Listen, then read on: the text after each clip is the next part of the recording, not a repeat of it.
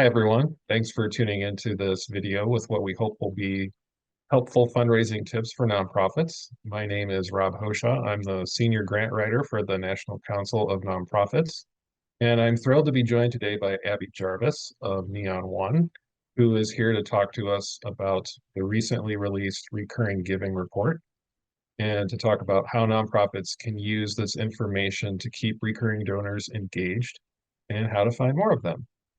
Abby, welcome. Thanks so much for being here. And before we dive into today's topic, would you mind introducing yourself and telling us a bit more about what exactly Neon One is? I'm Abby Jarvis. I'm the head of content over at Neon One. We are a company that creates software designed to make it easy for nonprofits to connect with their communities and build trust in their work. So our clients use our tools for everything from fundraising to communications to reporting.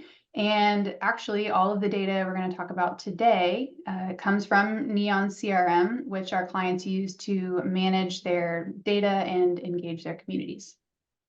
Speaking of data, we know that individual donors are such an important part of revenue for nonprofits. The National Council of Nonprofits put out our Nonprofit Impact Matters report a few years ago and found that approximately 9% of charitable nonprofits revenue overall comes from individual donors. Yet we also know that there's been this concerning trend the last few years of a decline in donation. However, Neon One's report has found a bright spot amongst that. And would you like to talk more about those findings? So we have all seen the headlines. There are two primary challenges that we're facing in the sector right now. The first is that donor acquisition is slow and it is slowing. So acquiring new donors is becoming difficult. The second is that retaining those donors that are engaging with nonprofits remains a challenge, and it has been for a while. What is interesting is what's happening with recurring donors.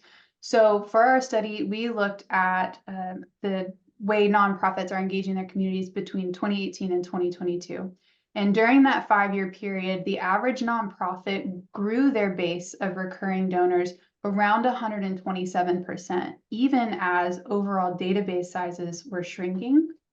So I'm going to be clear, that doesn't mean that these organizations have huge numbers of recurring donors, because they don't. In 2018, the average nonprofit had 11 recurring donors. By the end of 2022, the average was 25. So that is significant growth, but it's not huge numbers. And that does indicate that there is a lot of opportunity for nonprofits to attract this kind of donor if they prioritize doing so. The other trend that we see is that these donors, these recurring donors, have much higher retention rates than non-recurring donors. That's especially encouraging because first-time donors have an average retention rate of around 20%. So across this 5-year period, when we looked at all donors who didn't set up recurring gifts, first time and returning, the average retention rate was around 36%. And those non-recurring donors engaged with those nonprofits for just under 2 years. When we looked at recurring donors, though, they had a 5-year retention rate of 78% and a donor lifetime of just over 8 years. So the dedication of this group of people is really remarkable, and I think it would be valuable for nonprofits to prioritize focusing on them, especially right now. One of the things that I really appreciated about the report is it not only delved into the data like you're describing, it gave context around why donors are motivated to give, especially what behaviors are motivating recurring donors to continue to give.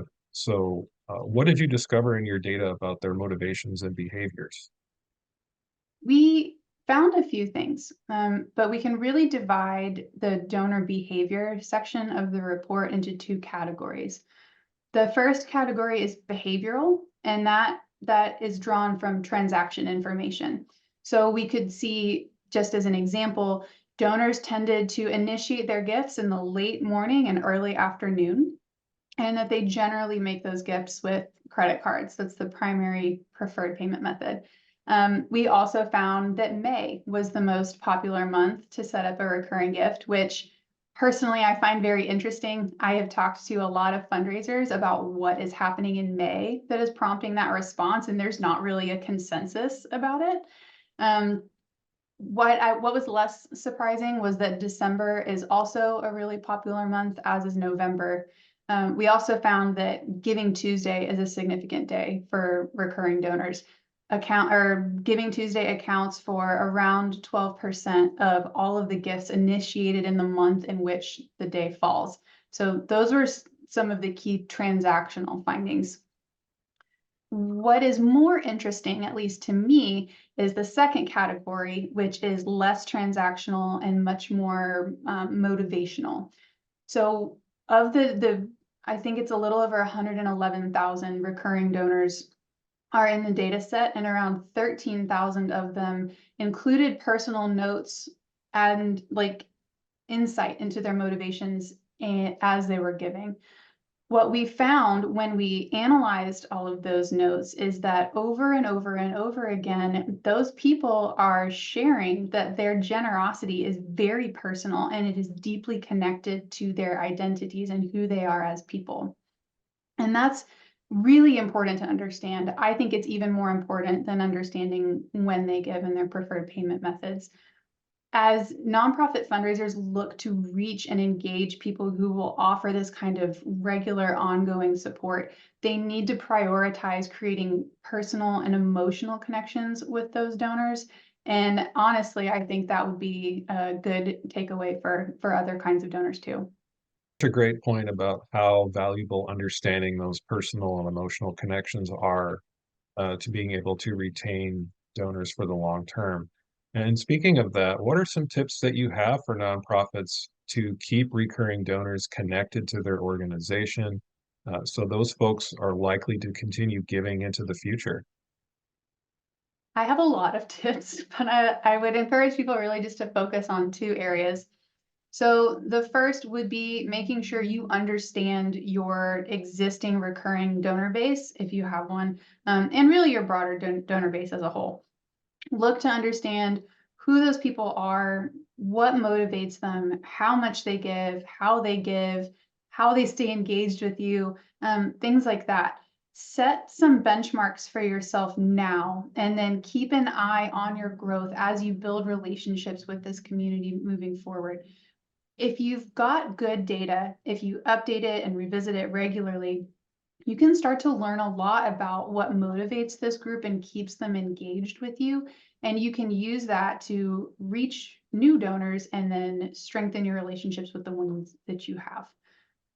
The other area that I would really focus on is creating a good experience for your donors. And I don't mean only focusing on creating a nice donation form and customizing the receipt and things like that.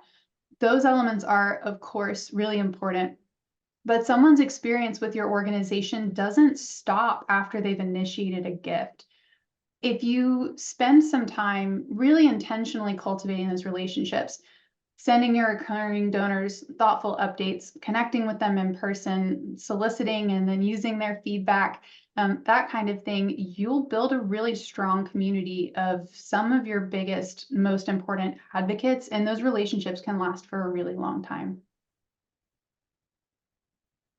Here at the National Council of Nonprofits, we particularly focus on those small and mid-sized nonprofits in our work. And as defined in the report, small nonprofits have annual revenues of under 1 million and mid-sized nonprofits revenue of under 5 million. And in the report, one of the things that you pointed out is that small nonprofits are particularly good at inspiring generosity in recurring donors. I wonder why that is, and as a follow-up to that, what tips and considerations do you have for small nonprofits in particular to help them capitalize on the strengths that they may have? Hmm. So small nonprofits, when we say that they inspire their recurring donors to give generously, we base that on a really interesting pattern that we found in annual giving among donors. Across the industry, we see that people who are non-recurring donors give more on an annual basis than people who are recurring donors. Again, I want you to keep in mind that they may give more annually, but they do so over a much shorter period of time. For small nonprofits, that gap that we see between the annual giving amounts for both groups is smallest. That gap is only 14%. What that means is that the recurring donors are giving in a really significant way to these small nonprofits. That is true to the extent that in 2020, annual giving from recurring donors actually outpaced annual giving from non-recurring donors. So what we see is that this small group of people is so invested in the success of the nonprofits they support that they increase their financial commitment during a really difficult time. And that is very indicative of a highly invested group of people. If you're a small nonprofit and you want to build this kind of relationship and you want to build this kind of community, really the number one thing you can do is to ask. When we look at the data, from what we can tell, a lot of the nonprofits in the report, especially small nonprofits, don't have active recurring donor campaigns. So ask for recurring gifts. Talk about that option on your website. Talk about it to your donors. Talk about it on social media. Just prioritize connecting with this kind of donor. It's intimidating, but it's the best thing you can do is ask. That's great advice. And I saw in your report just how much recurring donors and donors in general really helped uplift small nonprofits during the COVID-19 pandemic. Mhm. Um, and similar to that, can you explain what mid-sized nonprofits are particularly good at, and what are some tips that play into their strengths for retaining and expanding the number of recurring donors? Mid-sized nonprofits do a lot of things really well. The one finding that really stood out to me for this group was that their recurring donors stay engaged much longer than that 8.08 years that is the industry average. For small nonprofit or for mid-sized nonprofits, that average was over 10 years. Now, the challenge of any data-based report like this is that we can really easily answer the question, what happened? But we can't really answer the question, why did that happen? So I know that mid-sized donors have a recurring donor lifetime of 10 years, but I don't know necessarily what they're doing that makes that the case. I can, however, make some educated guesses. What we would suspect is that organizations that are seeing these kinds of results are really focusing not only on recruiting recurring donors, but on keeping them engaged, reporting their impact, and cultivating those relationships. So if you are working with a mid-sized nonprofit and you want to expand your recurring donor base and you want to keep them engaged, I would encourage you to take a lot of the steps that we talked about earlier. Um, Evaluate your current program if you have one. Use your performance to set some benchmarks. Run a campaign that invites people to support you with a monthly donation. And then see what works. Iterate on what you've tried and keep honing your approach. As you do so, though, make sure you have a stewardship and retention plan in place. They're a really special group and they deserve to be recognized and celebrated. And if you do that, they'll stay engaged with you for a long time. Thanks for that, Abby. That was great advice. Do you have any other guidance on methods that small or mid-sized nonprofits can do to continue expanding the number of recurring donors? Yes, and it has been my constant drumbeat since we started analyzing the data in this report. My advice for everybody is simply to start. If you haven't begun building a community of recurring donors, it's okay. If you feel like you're behind the curve, I promise you're not. A lot of nonprofits out there haven't gotten started either, but now is the perfect time to start building a base of recurring donors. You don't have to have a perfect plan to start. You don't have to have a big multi-channel campaign plan. You don't have to have a years-long donor stewardship plan to get started. You just have to start by inviting people to support you this way. Just give them the option. The people who respond to your appeals for monthly or recurring gifts, the people who say yes, are going to be the people who are most invested in your work. They are going to be gracious with you as you figure out how to grow this kind of campaign.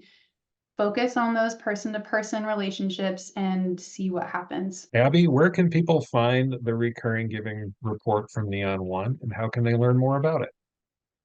If you want to grab a copy, you can just go to neon1.com/RG report and download it. It should only take a second or two.